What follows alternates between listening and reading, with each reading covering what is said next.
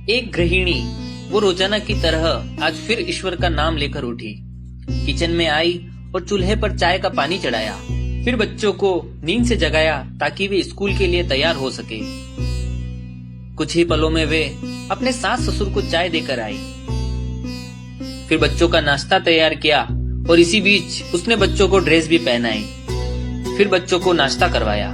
पति के लिए दोपहर का टिफिन भी बनाना जरूरी था। इस बीच स्कूल का रिक्शा भी आया और वो बच्चों को रिक्शा तक छोड़ने चली गई। वापस आकर पति का टिफिन बनाया और फिर मेज से जूठे बर्तन इकट्ठा किए। इस बीच पति देव की आवाज आई कि मेरे कपड़े निकाल दो। उनको ऑफिस जाने के लिए कपड़े निकाल कर दिए। अभी पति के लिए उनकी पसंद का नाश्ता तैयार करके टेबल पर लगाया ही था कि छोटी ननद आई और बोली कि भाभी आज मुझे भी कॉलेज पर जल्दी जाना है, मेरा भी नाश्ता लगा दो। तभी तुरंत देवर की भी आवाज आई, भाभी नाश्ता तैयार है क्या?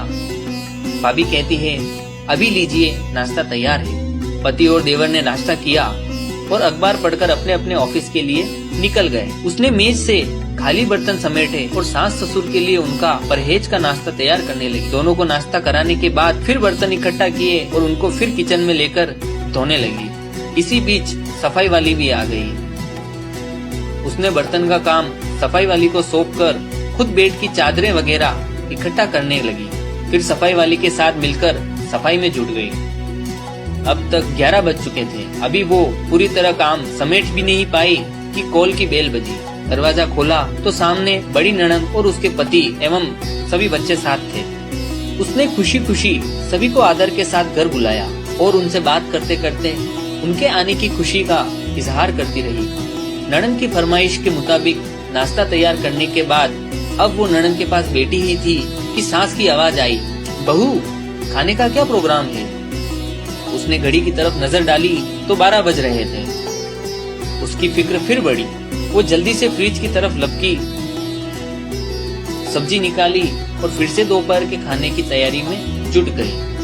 खाना बनाते बनाते अब दोपहर के 2 बज चुके हैं। बच्चे स्कूल से आने ही वाले थे। बच्चे आ गए। उसने जल्दी जल्दी बच्चों की ड्रेस उतारी और उनका मुंह हाथ धुलवाकर उनको भी खाना खिलाया। इस बीच छोटी ननद भी कॉलेज से लौट आई और देवर भी आ चुके थे।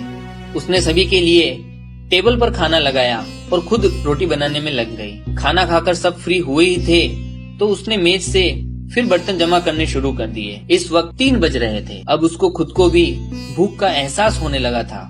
उसने टिफिन देखा तो उसमें कोई रोटी नहीं बची थी। उसने फिर से किचन की ओर रुख किया।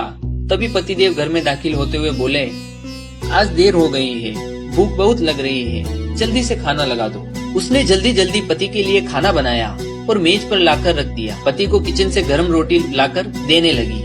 अब तक 4 बज चुके थे। अभी भी वह खाना खिला ही रही थी कि पति देव ने कहा, आ जाओ तुम भी खाना खा लो।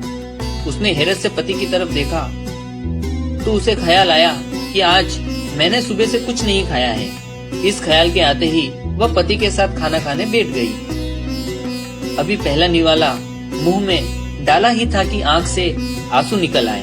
पति देव ने उसके आंसू देखे तो फौरन पूछा कि तुम क्यों रो रही हो? वो खामोश रही और सोचने लगी कि इन्हें कैसे बताऊं कि ससुराल में कितनी मेहनत और काम के बाद ये रोटी का निवाला नसीब होता है और लोग इसे मुफ्त की रोटी कहते हैं।